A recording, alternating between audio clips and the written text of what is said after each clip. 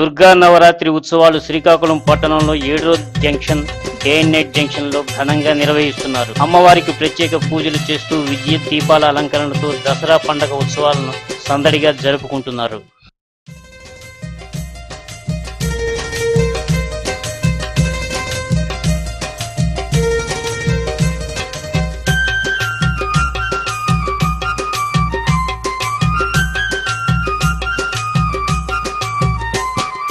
పండుగొచ్చినది పండుగ మా దుర్గమ్మ నవరాత్రి పండుగ.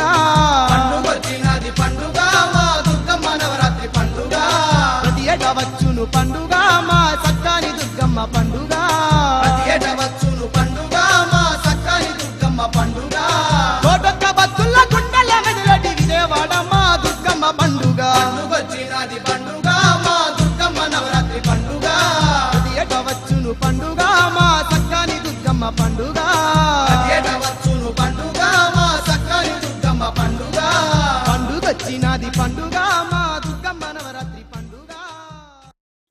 శ్రీకాకుళం జీటీ రోడ్లోని తమిళనాడు చేనేత పరిశ్రమ సంస్థకు చెందిన కో ఆప్టెక్స్ దీపావళి ప్రత్యేక రాయితీలతో నూతన వస్త్రాలను అందిస్తుందని సంస్థ ఎండి వెంకటేష్ తెలియజేశారు. జిల్లా కలెక్టర్ సౌరభ్ గౌర్ ఉత్సవాలను జ్యోతి ప్రజ్వలన చేసి ప్రారంభించారు. పండగ ప్రత్యేక డిస్కౌంట్ ని ఈ సందర్భంగా ప్రకటించారు. కార్యక్రమంలో జేసీ వీరపాండియన్ తదితరులు పాల్గొన్నారు.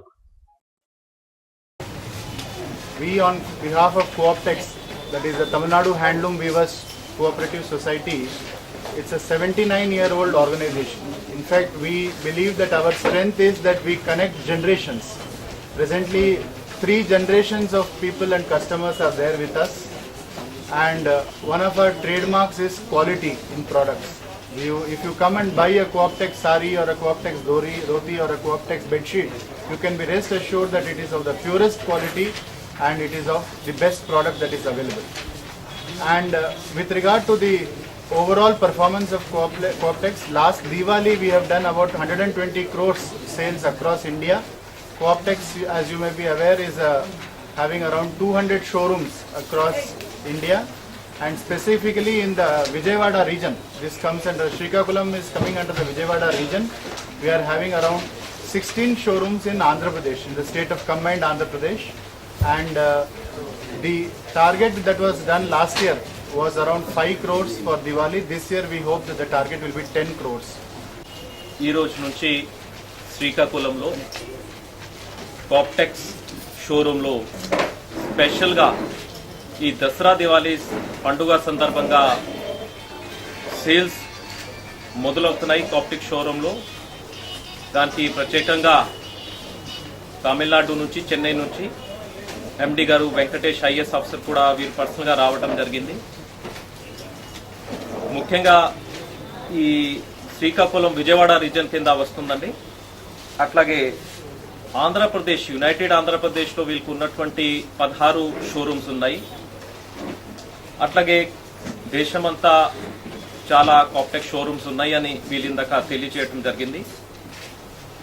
లాస్ట్ దీపావళి దసరా టైంలో కూడా దాదాపుగా 120 కోట్లు బిజినెస్ ఫీల్ చేయడం జరిగింది. చాలా మంచి సారీస్ ఉన్నాయట. ఎందుకంటే చాలా దీన్ని ఫోకస్ చేసేసి స్పెషల్గా దీన్ని రీసెర్చ్ చేసి డిజైన్ స్పెషల్గా తయారు చేయడం జరుగుతుంది.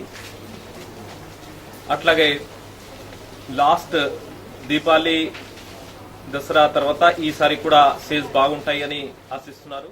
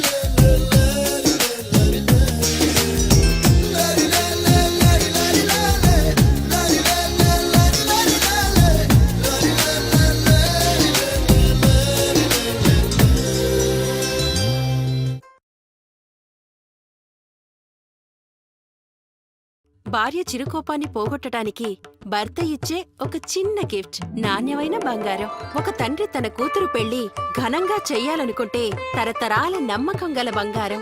ఒక అమ్మాయి కుందనపు బొమ్మలా కనిపించాలంటే అందమైన డిజైన్స్ తో కూడిన బంగారం. ఇంత నమ్మకమైన బంగారం ఎక్కడ దొరుకుతుంది అనుకుంటున్నారా? మరెక్కడో కాదు, మన కామేశ్వరిలో. 4 తరాల నమ్మకం, నాణ్యత. కామేశ్వరి జ్యువెలర్స్, విశాఖపట్నం. కామేశ్వరి గోల్డ్, శ్రీకాకుళం. త్వరలోనే ప్రారంభం ద్వారకానగర్, విశాఖపట్నంలో.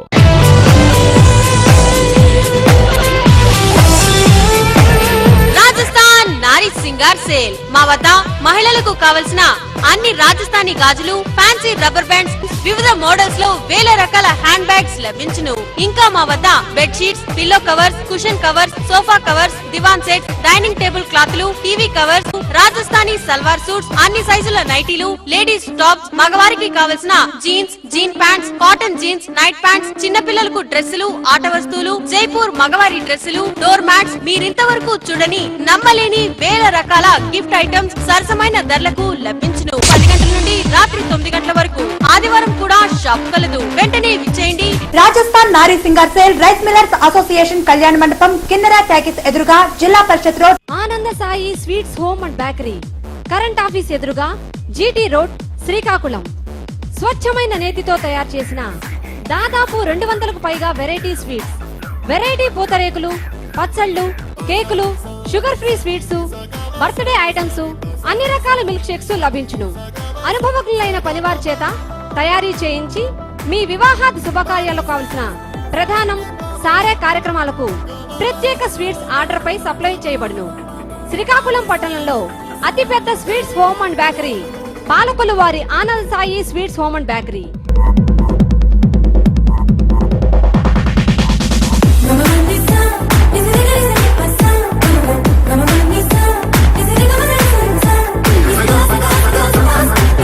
Anand Sai sweets home and bakery, GT road, current office ఎదురుగా, శ్రీకాకుళం. ఫోన్ 08942228893 మరియు 22677. మా వెబ్సైట్ www.anandsayisweets.com. 2 నెలల్లో 2 కోట్ల మందికి లబ్ధి చేకూరుస్తామని ప్రభుత్వ విప్ కోన రవికుమార్ తెలిపారు. రానున్న 2 నెలల్లో 2 కోట్ల మందికి లబ్ధి చేకూరనున్నట్లు రాష్ట్ర ప్రభుత్వ విప్ కోన రవికుమార్ తెలిపారు. శనివారం ఉదయం స్థానిక ఆర్ఎండ్బి వసతి గృహంలో ఏర్పాటు చేసిన విలేకరుల సమావేశంలో మాట్లాడుతూ రైతులు, డ్వాక్రా సంఘాలకు రుణమాఫీ, 1000 రూపాయల పింఛన్ల పంపిణీ తదితర కార్యక్రమాల ద్వారా రాష్ట్రంలో గల 2 కోట్ల మంది లబ్ధిదారులకు ప్రభుత్వ పథకాలు అందనున్నట్లు ఆయన చెప్పారు. రైతులకు 1,50,000 వరకు పంట రుణాలు, బంగారు ఆభరణాలపై రుణమాఫీ చేస్తున్నామని, అదేవిధంగా డ్వాక్రా సంఘాలకు కూడా వర్తింపజేయనున్నట్లు చెప్పారు. అంతేకాకుండా నెలకు 200 రూపాయల పెన్షన్ పొందే లబ్ధిదారులు అక్టోబర్ 2 నుండి 1000 రూపాయల పెన్షన్ పొందే విధంగా శ్రీకారం చుట్టడం జరిగిందని చెప్పారు. ఎంతటి ఆర్థిక భారమైనా వెనకడుగు వేసే ప్రసక్తే లేదని, పేద ప్రజల అవసరాలను తీర్చడమే ప్రభుత్వ లక్ష్యమని ఆయన పేర్కొన్నారు. రైతాంగాన్ని ఆదుకొని తద్వారా వ్యవసాయ రంగాన్ని లాభసాటి రంగంగా తీర్చిదిద్దేందుకు అవసరమైన అన్ని చర్యలు తీసుకుంటున్నామని చెప్పారు.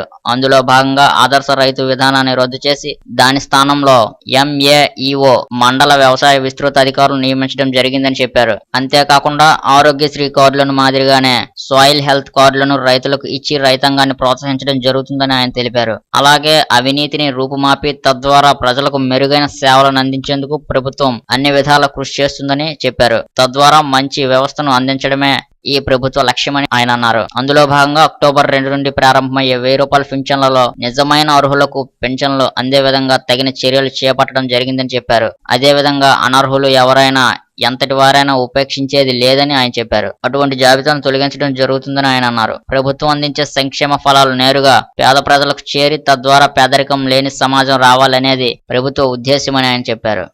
ఆంధ్రప్రదేశ్ ముఖ్యమంత్రి చంద్రబాబు నాయుడుపై తెలంగాణ జాగృతి వ్యవస్థాపకురాలు కవిత ఫైర్ అయినట్లు తెలుస్తుంది.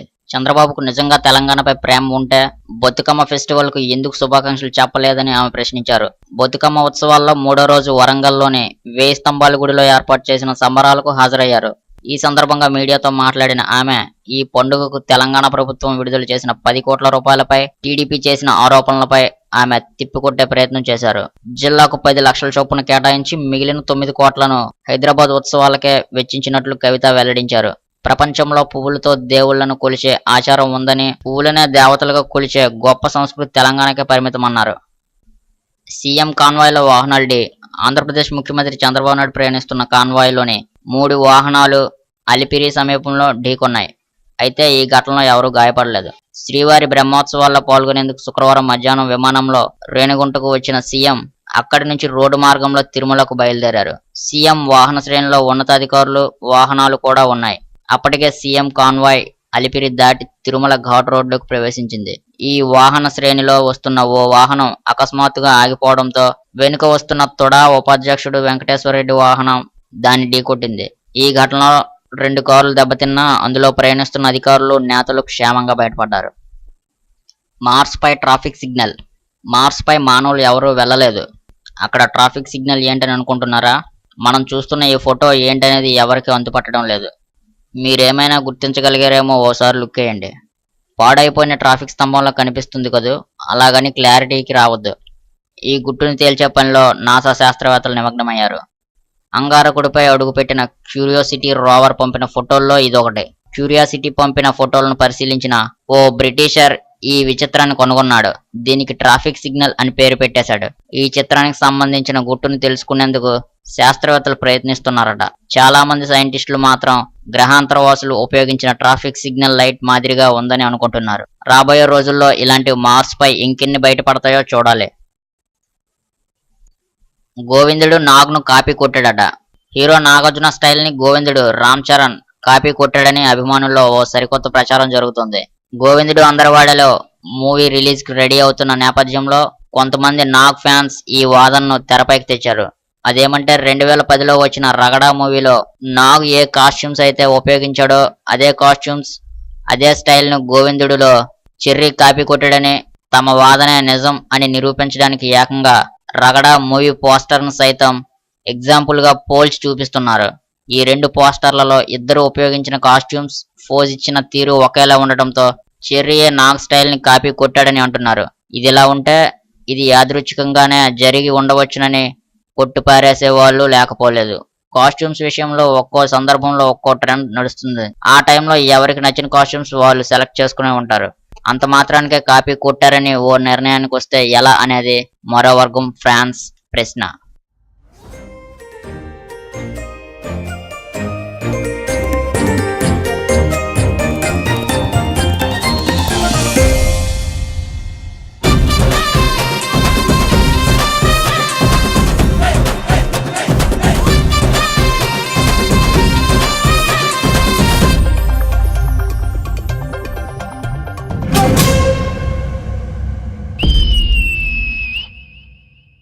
స్టార్ స్టేటస్ లో ఉన్న లేదా క్రేజ్ ఉందనుకున్న హీరో హీరోయిన్ డైరెక్టర్స్ ను అడ్వాన్స్ అమౌంట్ తో నిర్మాతలు లాక్ చేస్తుంటారు.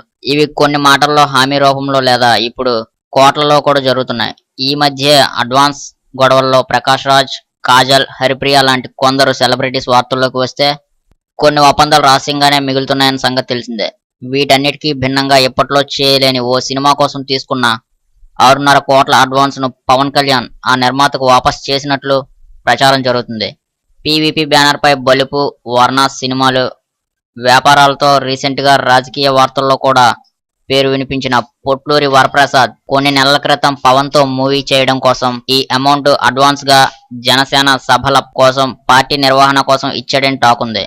అది సినిమా కోసం అడ్వాన్స్ గా అలా ఉండిపోయిందని సమాచారం. గబ్బర్ సింగ్ 2 ఇంకా సెట్స్ పైకి రాని టైంలో ఈ భారీ అమౌంట్ తనకు భారం ఎందుకని భావించి పవన్ వాపస్ చేశాడని ఇన్సైడ్ టాక్. ఎంత క్రేజీ స్టార్ హీరో అయినా మనీ మ్యాటర్స్ లో ఇంకా స్టూడెంట్ గానే ఉన్నాడు పవన్. ఇంత నియమ నిబద్ధత ఇప్పుడున్న స్టార్స్ లో లేదని, ఇలా ఉండటం అరుదేనని, అందుకే పవన్ కళ్యాణ్ స్టార్ అయ్యాడని అంటున్నారు. సినిమాల ఖర్చు కంట్రోల్ పై వార్తలు జోరందుకున్న సమయంలో సన్నిహితులు ఈ మ్యాటర్ అనఫీషియల్ గా చెప్పినట్లు టాక్.